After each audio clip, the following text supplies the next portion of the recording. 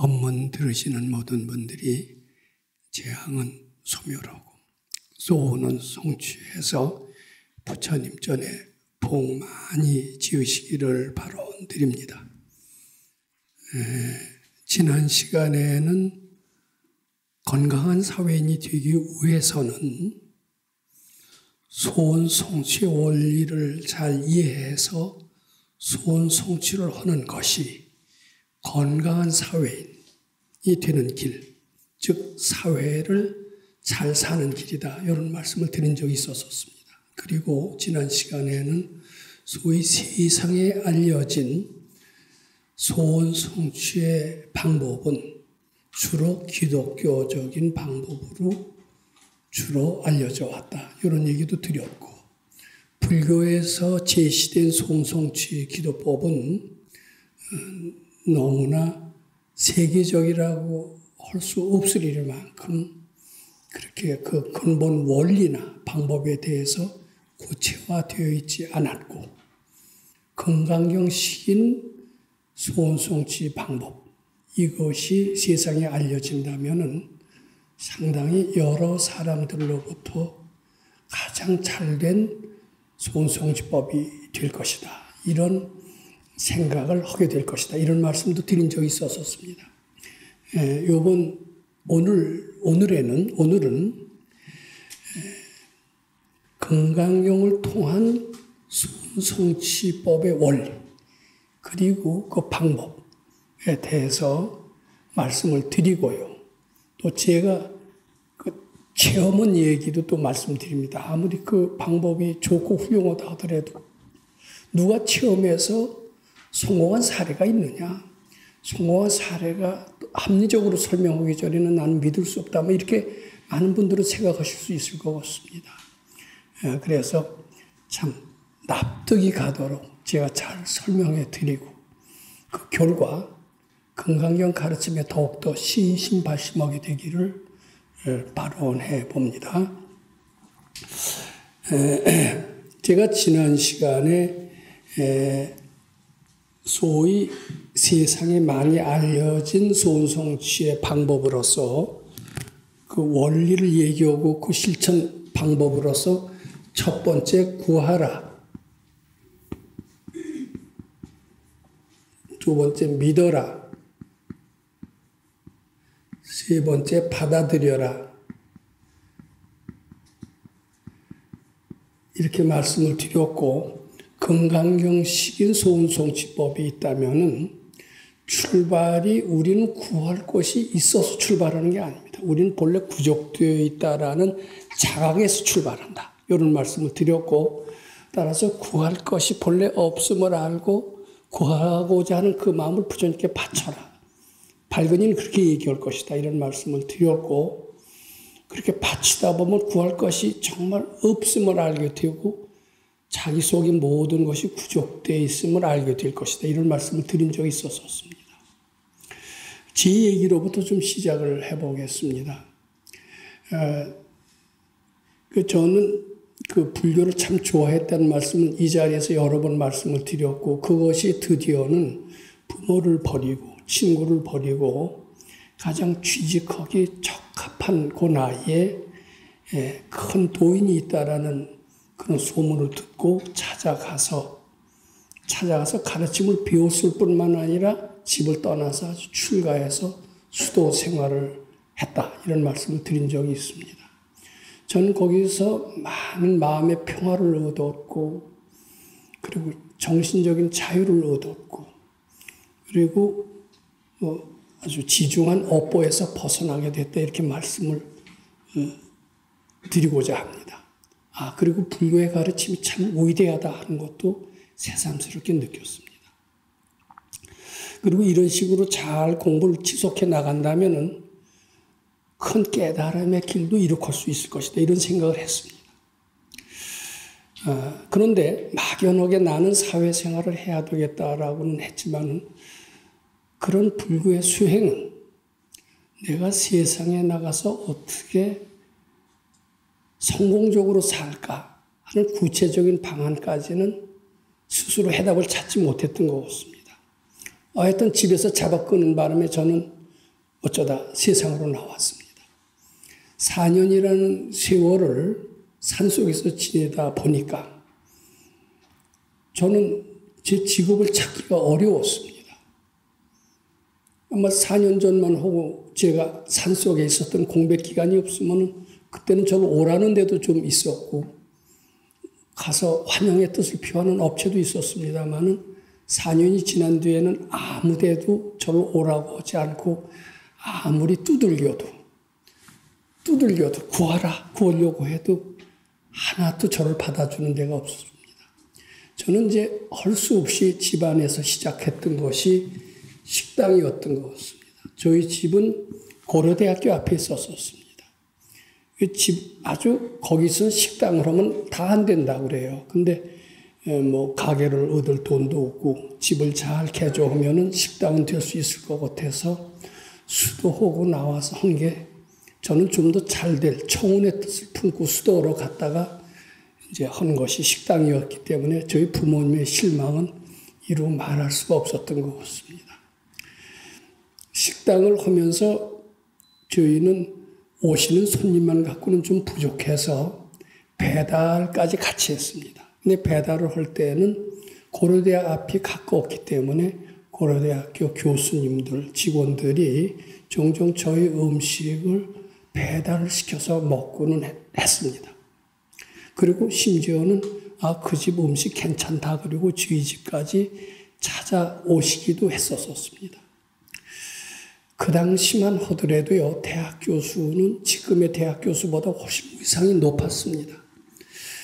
대학 교수는 아무나 하는 것으로 생각하지 못했던 것 같습니다. 더군다나 박사는 우리 학교 다닐 때는 교수님들 중에서도 박사가 아주 드물었던 시대였습니다.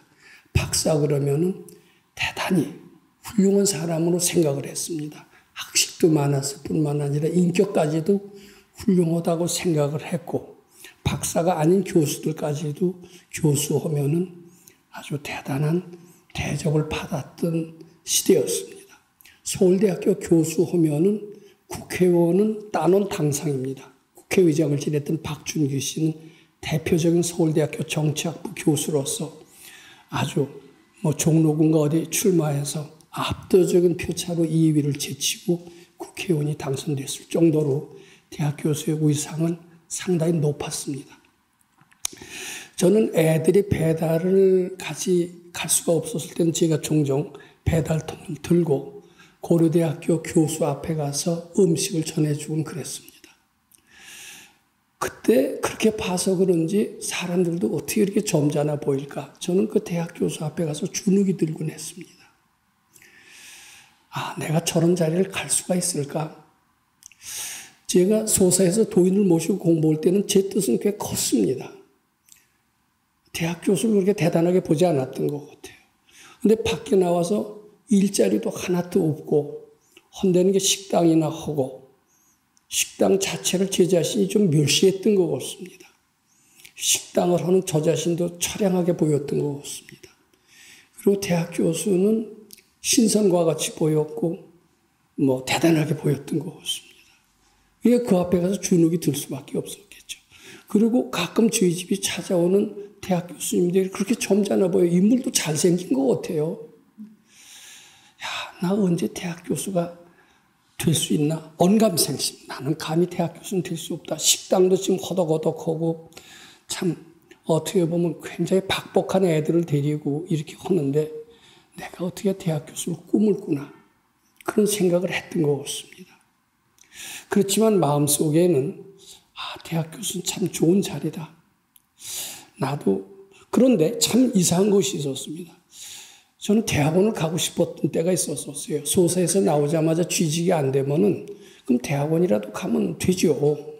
4년 놀았지만 4년 놀고 대학원 가서 충분히 또 박사도 할 수 있고 이런데 우리 선생님은 한사코 대학원 가는 것을 말리시더라고요. 그리고 식당이 참 좋은 거래요. 그거 해야 너는 산다. 이렇게 얘기를 하시는데 우리 선생님과 뜻과는 정반대로 식당은 천해 보이고 별 볼 일 없어 보이고 대학 교수는 하늘과 같이 높게 보이고 이렇게 됐던 것 같습니다. 자, 식당은 천한 것.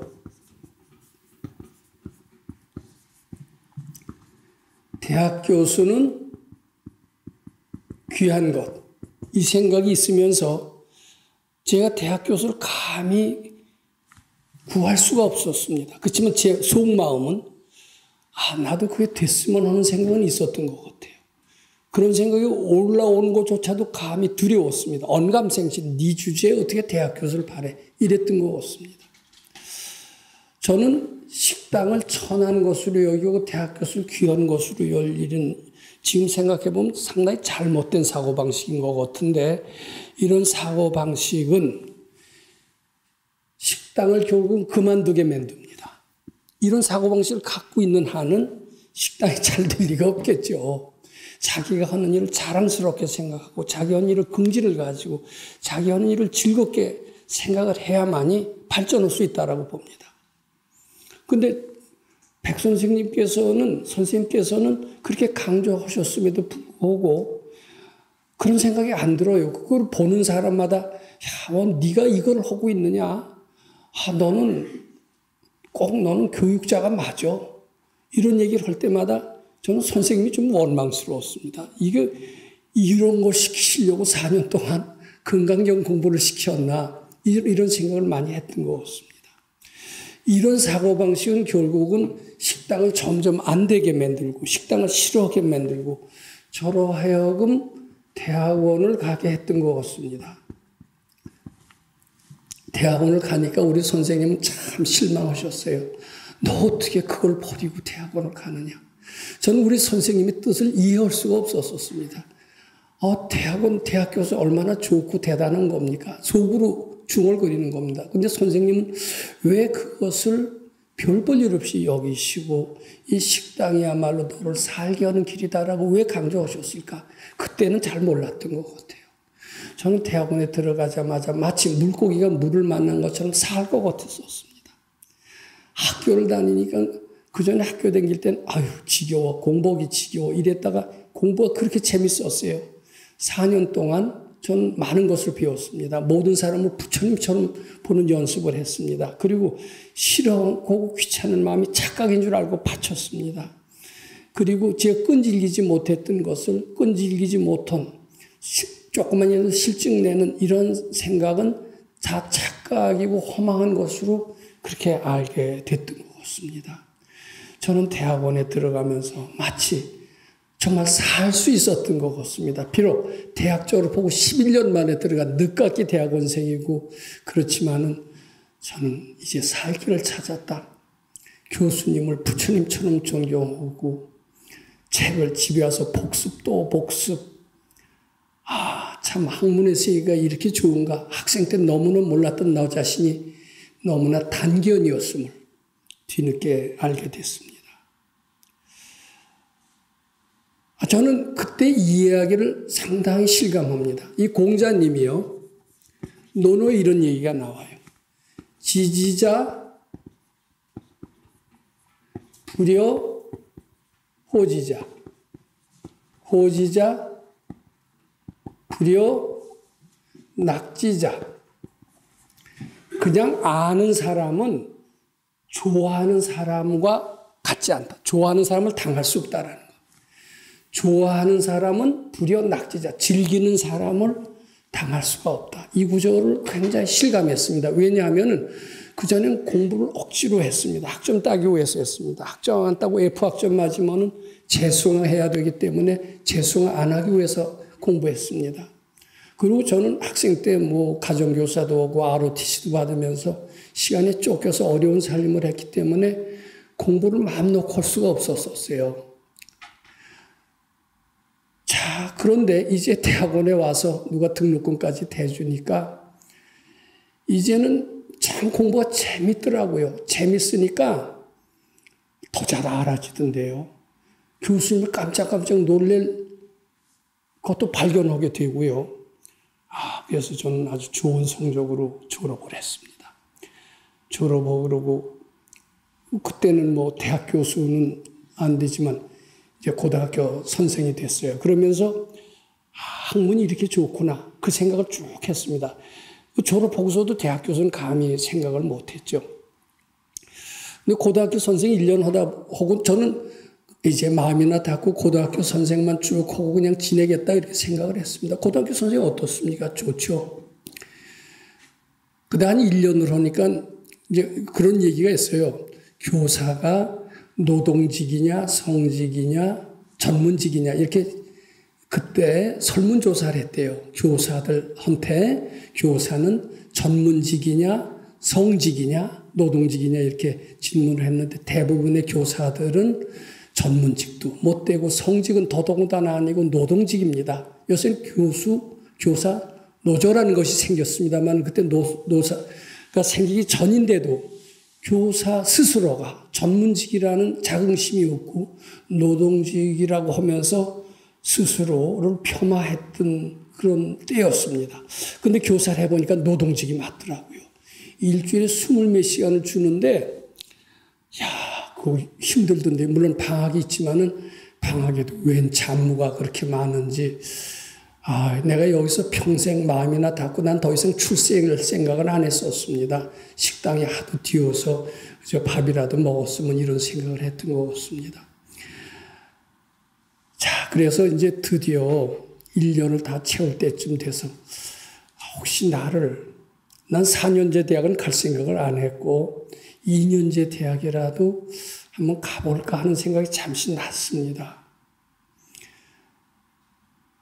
그래서 그때는 전화번호부가 나왔던 시절인데 전화번호부를 딱 뒤지니까 서울 시내 제가 찍었습니다. 내가 찍으면 된다는 생각이 있었습니다. 전 제 공부의 힘을 믿었습니다. 서울 시내에서 제일 좋은 전문대학 간다. 딱 찍었습니다. 바로 구하라. 이걸 적용했습니다. 그때는. 구하라. 믿어라. 받아라. 서울에서 제일 좋은 전문대학에 저는 교수로 취직이 됐습니다. 그것은 제가 4년 동안 공부했던 그 힘. 그 힘이요.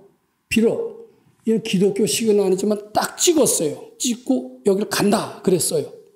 그리고 다 되어졌다고 믿고 감사했어요. 그랬더니 되더라고요. 1년 만에 저는 전문대학 교수가 됐습니다. 그랬는데 이게 수업 시간은 절반으로 줄어요. 일주일에 이틀을 스터디 데이라고 그래서 놀아요. 봉급은 2배쯤 많아요. 살 것 같더라고요. 그래서 이제 전문대학에서 보니까 이게 참 이상해요. 거기서는 틈만 나면 4년제 대학 교수로 다 뜨려고 그래요. 전 거기 앉아서 고등학교 교사를 하면서 생전 마음만 닫고 살려고 그러다가 전문대학이라는 좋은 데 가서 마음만 닫고 살려고 그러는데 거기서 조금 있다가 박사 과정에 지망을 했습니다. 근데 이제 그 재밌는 것은 거기서 제가 참 감히 아인슈타인은 쳐다보지 못했습니다. 그때만 하더라도 아주 새파랗게 미국에서 박사학위 온 전문 교수들, 우리 또래 전문 교수들이 다 교수를 했습니다. 우리 동기들은 이미 고려대학교 교수가 돼서 서로 길거리에서 자주 만날 정도로 될 그때 박사과정 대학원생이 전 지망을 했던 겁니다. 늦깎이 대학원생이었습니다. 그러니까 미국에서 박사를 받아온 사람이 학생 때도 하늘과 같이 높아 보였는데 걔들은 우리 친구인데 열등감이 많이 드는데 하물며 아인슈타인은 새까맣게 높아 보이죠. 미국에서 그런 호르몬대에서 박사학위를 받아왔어도 여기서는 어깨에 힘주고 폼 잡는데 걔들은 미국에서 절절 기다가 한국에서만 폼 잡는 애들이기 때문에 미국 사람들이 존경하는 아인슈타인은 얼마나 높아요. 저는 아인슈타인의 위대성을 그때 처음 느꼈던 것 같습니다. 근데 이제 제가 학문에 자꾸 취미를 붙이게 되니까 백 선생님이 훨씬 법문이 생각이 나더라고요. 공부 잘하면은 아인슈타인도 문제가 없다. 백 선생님 그런 얘기를 하셨어요. 백 선생님은 이게 사회생활을 잘하는 것을 굉장히 중시하셨습니다. 요새 스님들은 사회에서 성공, 아인슈타인보다 뛰어난 그런 인재가 되는 것을 어떻게 생각하냐 아마 그렇게 질문을 하면 어떻게 대답하실지 모릅니다. 지행은 무상하다. 부귀영화는 덧없는 것이다. 아인슈타인보다 더 훌륭한 인재는 덧없는 것이다. 이렇게 대답하실까? 또는 그 길로 가라고 하실까? 요새 스님들은 어떻게 대답하실까 제가 궁금합니다. 근데 백 선생님은 어떻게 대답하셨냐면 이 공부 잘하면 지혜가 밝아져서 아인슈타인은 아무것도 아니다 이렇게 얘기를 하세요. 그러니까 저는 이제 한번 감히 아주 어려운 논문을 제목을 도전을 해봤습니다. 아무도 이게 우리 지도 교수가 깜짝 놀랐어요. 그이는 이제 미국에서 공부하고 온 사람인데 그 제목을 제가 선택한 걸 보고 깜짝 놀랐대요. 저거 누구도 못 풀었고 누구도 못 풀었고 세계적인 학자 누구도 못 풀었는데 그래 한번 해보자. 미국에서도 그 전례가 별로 없었었기 때문에. 근데 참 제가 이 부처님의 가르침의 위대성을 느끼는 게 안 풀리는 게 많거든요. 자연의 비밀이 많거든요. 근데 자꾸 공부하다 보니까 중간 과정을 제가 얘기하지 않겠습니다. 모른다는 생각이 착각인 줄 알고 한번 받쳐보세요. 그리고 우리 지도교수를 부처님으로 알고 공부를 즐겁게 하면서 모르면은 모른다는 생각을 받치면은요, 알아지는 이치가 나오더라고요. 저는 굉장히 한때는 추석날도 연구실에 가서 공부할 정도로 굉장히 공부가 재밌었었습니다. 저는 한때는 한 해, 여기 아시는 분 하지만 한 해 4편, SCI 논문을 제가 혼자서, 대학원생도, 전문대학이니까 대학원생도 없습니다. 4편을 썼을 정도로 상당히 연구를 잘하는 사람이었습니다. 전문대학에서는 유례가 없죠. 4년제 대학을 가도 충분히 될 정도로. 근데 그게 왜 그러냐면은 자꾸 좋아하다 보니까 지혜가 생겨요. 그리고 또 우리 백 선생님 가르침대로 하니까 그 전에 미국의 기라성 전례가 없어요. 제가 발견했던 것은 일찍이 그게 실용성이 없는 것이 돼서 결국은 지금 다 잊혀져 버리고 있지만은 그때 그거 발견했을 때는 아주 뛸 듯이 깊었고 우리 지도교수는 노벨상감이라고 한때 그랬던 적도 있었습니다. 제가 그래서 그때부터 이 가르침으로 연수원을 만들면 뭐가 된다는 생각을 하게 됐던 겁니다. 저는 드디어 4년제 대학 교수가 됐고요. 제 소원을 이뤘던 것 같습니다.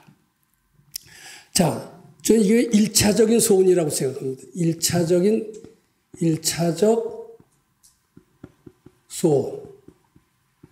제가 식당을 하면서 식당을 천한 것이라고 여겼고 대학 교수는 아주 귀하게 여겼습니다. 식당을 천하게 여겼던 그것이 결국은 식당을 점점 영업도 잘 안 되고 안 되는 것으로 만들었고요. 제가 식당에 대한 긍지를 가지고 열심히 배우고 즐겨 했다라면 식당을 아마 크게 하고 돈도 벌었을 것 같아요. 지금 생각해보면. 근데 그건 별 볼 일 없고 대학 교수만 높아 보였어요. 제 생각에는. 그게 전생부터 가져온 한이었는지 뭔지 근데 감히 대학 교수가 된다는 생각을 못했어요. 그래서 단지 제가 자꾸 하면서 공부하는 사람 좋아하고 대학 교수 좋아하고 그것이 구하라 하는 것과는 조금 틀린 것 같아요. 부처님 모시듯이 지도교수를 섬기고 대학 교수를 높게 본 것이 저로 하여금 대학 교수가 되었다라고 이렇게 생각을 하는데 그것은 서양식의 구하라 전 대학 교수가 되려고 해본 적도 없고요. 이미 다 되었다고 믿어본 적도 없고요. 받아들인 적도 없습니다. 그냥 되어지는 대로 했을 뿐이에요. 근데 제 마음속에는 대학 교수가 좋다는 어떤 이상, 꿈이 있었던 것 같아요.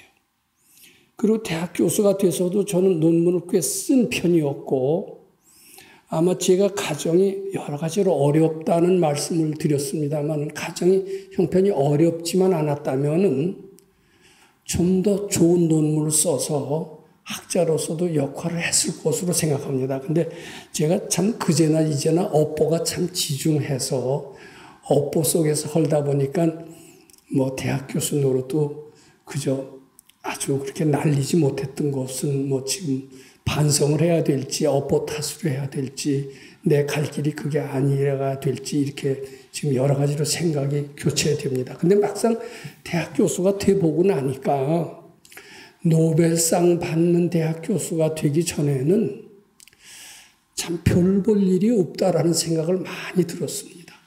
제가 조금 전에도 그랬잖아요. 서양식으로 구하라, 믿어라, 받아들여서 소원성취가 됐다고 치자. 소원성취가 됐다고 쳐도요. 우리 이런 말이 백 선생님께서는 하시지만은 너희들은 시시각각으로 소원성취하고 있지만은 또 시시각각으로 불평을 하고 있다. 불만을 하고 있다. 시시각각으로 소원성취고 시시각각으로 불평, 불만을 한다. 이런 얘기를 했는데 저는 마음속으로 크게 그렸던 대학 교수가 되고 나서 보니까 생각보다 뭐 서울대학처럼 좋은 대학은 아니지만은 뭐 거기도 뭐 별 볼 일이 없더라고요. 가만히 보니까. 별 볼 일이 없고 당장 쫓겨났다고 가정하면 대학 교수 갖다 놓으면 자존심 하나만 있지 노동을 해요. 뭘 해요? 야, 우리 금강경 3년만 읽으면 먹고 살 일이 해결이 된다고 하는데 대학 교수 뼈 빠지게 했는데 당장 쫓겨나면 먹고 살 일 하나도 해결 못 돼요. 그럼 이게 올바른 공부입니까? 올바른 공부가 아닙니까? 저는 대학 교수 생활에 깊은 회의를 느끼게 되면서 예전에 도인께서 하신 말씀, 그것이 다시 생각났습니다. 식당 이 길이 얼마나 좋은데 너는 그거를 모르고 대학 교수를 그렇게 하려고 하느냐. 대학원을 힘써 가기를 말리셨던 그 뜻을 비로소 깨닫고 저는 참 우리 선생님이 참 선견지명이 있어서 일러주신 그 고마운 뜻을 모르고 눈앞 전생의 한인지 뭔지 그것만 위해서 제가 했던 것에 대해서 깊은 반성을 느끼면서 저는 대학 교수 정년퇴임을 몇 년 전 60세가 됐을 때입니다. 이제는 새로운 길을 걸어야 되겠다라고 생각을 했습니다. 대학 교수 30년을 했어도요. 가난은 면할 수가 없습니다. 늘 봉급날이 기다려져요. 봉급날이 오면은 어디 쓸 것부터 다 정해놔요. 이제 봉급날 되면 그날로 다 없어져요. 이놈의 가난은 언제나 면하느냐. 심지어는 서울대학 교수도 마찬가지입니다. 그때 요새는 좀 그래도 서울대학이 괜찮은데 그때만 해도 프로젝트도 주고 그래서 어떤 사람은 그래요. 대학 교수 도저히 안 돼서 증권을 시도를 했대요. 근데 우리는 그 수학을 많이 관련된 학문을 했는데 수학을 잘하면 증권에도 괜찮아요. 그래서 대학 교수들끼리 모여서 한다는 소리가 나 증권에서 3천만 원 벌었어. 이게 참 그때 대학 교수의 현수였습니다. 대학 교수 해봐도 가난이 해결이 안 되고 예전에 백 선생님이 해주셨던 그 법문이 새록새록 떠올랐습니다. 먹고 살고 해결하는 공부가 진짜 공부입니다. 저는 백 선생님의 은혜를 생각을 하면서 내가 왜 이렇게 가난할까? 가난을 벗어나는 길은 없을까? 이걸 다시 생각하게 됐습니다. 내가 대학 교수를 소원성취했듯이 지금의 이 만성적인 가난을 벗어나서 부자가 되는 길은 없을까? 그런 생각을 하게 됐습니다. 옛날에 백 선생님이 왜 식당의 고마움을 왜 모르느냐 이 말이 자꾸 생각이 났습니다. 저는 부자가 되고 싶은 생각이 났지만 예전에 대학 교수가 되고 싶다가도 억지로 내가 어떻게 감히 대학 교수가 되면서 억눌렀던 그대로 내가 부자가 되고 싶지만 나는 평생 부자가 못 되는데 어떻게 내가 감히 부자가 되면서 억지로 억눌렀습니다. 그런데 이런 생각을 했습니다. 빈궁한 마음을 해탈하면 주는 마음이 되면 부자도 될 수 있다는데 이 생각은 했습니다. 즉 서양식으로 부자를 구하지 못했습니다. 감히 구하지 못했습니다. 이미 부자가 되었다고 믿고 감사하는 것은 더더욱 할 수가 없었습니다. 그런데 저는 부처님 가르침대로 내가 너무 인색하고 주는 마음이 약했으니까 주는 마음을 연습해서 부자 마음이 돼보자. 부자 마음이 돼야 실제로 부자도 되는 게 아니냐 이런 생각을 하게 됐고 예전에 백 선생님께서 먹여 사는 연습, 먹고 남을 밥 먹여주는 연습을 3년이라도 해봐라라는 말이 퍼뜩 떠올랐습니다. 저는 드디어 저희 집을 개방해서 무료급식을 시작을 했습니다. 처음에 무료급식 시작하면서 이게 처음 있는 일이니까 대학 교수가 자기 집을 개방해서 무료급식한다라는 것은 그때도 뉴스거리였고 그때 주간조선에서 크게 보도해줘서 그걸로 아주 여러 가지 뭐 의문품도 닥치했고 그때부터 제가 세상에 조금 알려지기 시작했던 것 같습니다. 저는 상당히 대담한 결단을 내리면서 구청에다 부탁을 해서 지금 사는 망원동 집에 대문을 헐어버리고 거기에 초라하게 대나무로 집을 짓고 무료급식을 시작했습니다. 그때도 참 고맙게 생각되는 것은 그때 이미 원당 법당은 이미 이루어져 있을 때입니다. 우리 회원들이 한 20명은 됐었을 때인데 그 회원들 중에 자기 적금을 털어서 바쳤던 분들, 봉사를 해줬던 분들, 자기 일처럼 솔선해서 해줬던 분들의 고마움을 잊을 수가 없습니다. 처음에는 손님이 안 와요. 그래서 어떻게 했냐면 전단지를 만들어서 무료급식 합니다. 노인들 얼마든지 오십시오 하고 전단지까지 돌렸습니다. 전단지 돌리는 것은 제가 책을 출판을 했던 그 경험을 되살렸습니다.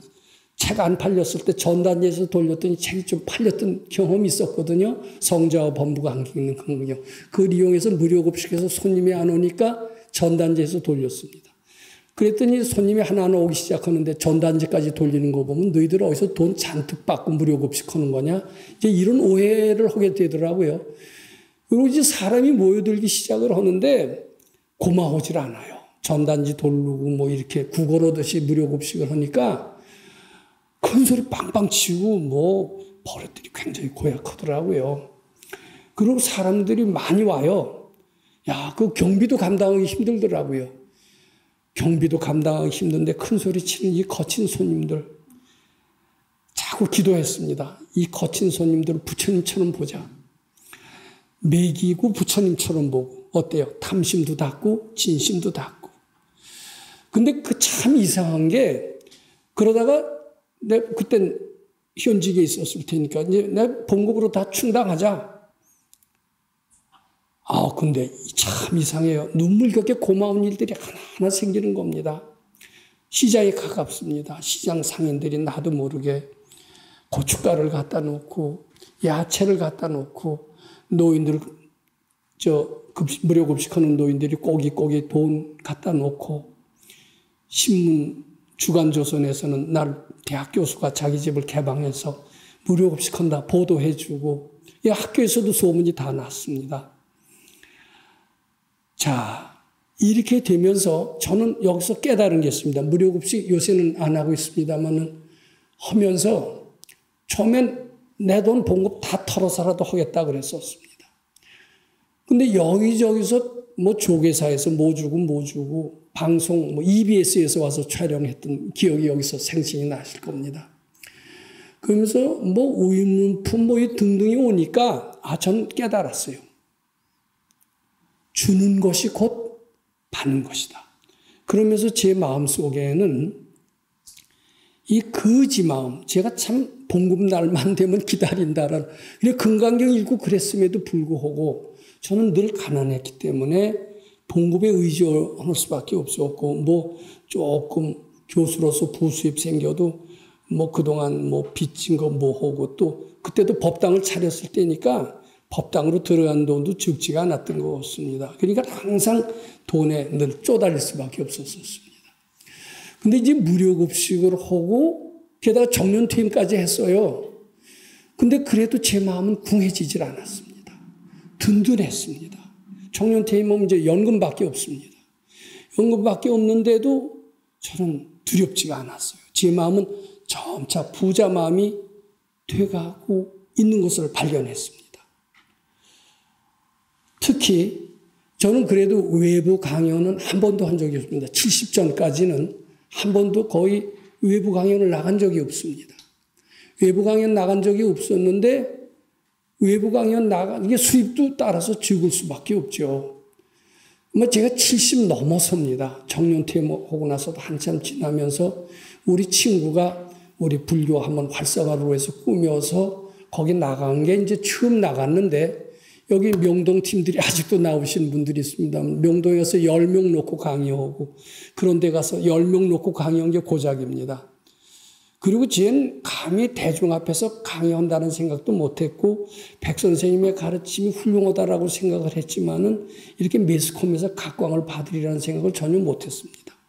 근데 일이 되느라고 그랬나 봐요. 운명적으로 돼 있는지 어느덧 동국대학교를 누가 소개를 해주고 동국대학교에서 1년을 강의하게 됐습니다. 물론 다 무료입니다.